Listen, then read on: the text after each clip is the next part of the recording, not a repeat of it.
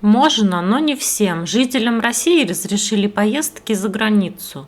Правительство России приняло решение смягчить ограничения на выезд и въезд в страну, введенные ранее из-за угрозы распространения коронавирусной инфекции. Соответствующее распоряжение подписал в понедельник, 8 июня, премьер-министр Михаил Мишустин.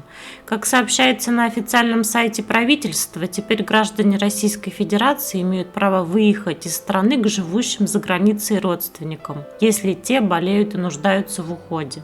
Также есть возможность отправиться за рубеж на лечение, работу или учебу. В свою очередь, иностранные граждане смогут въехать в страну на аналогичных условиях. На прошедшем заседании Президиума Координационного совета по борьбе с распространением новой коронавирусной инфекции премьер-министр России Михаил Мишустин отметил, что решение внести изменения в действующий режим ограничений на въезд и выезд из страны было принято на основании поступивших в правительство обращений граждан.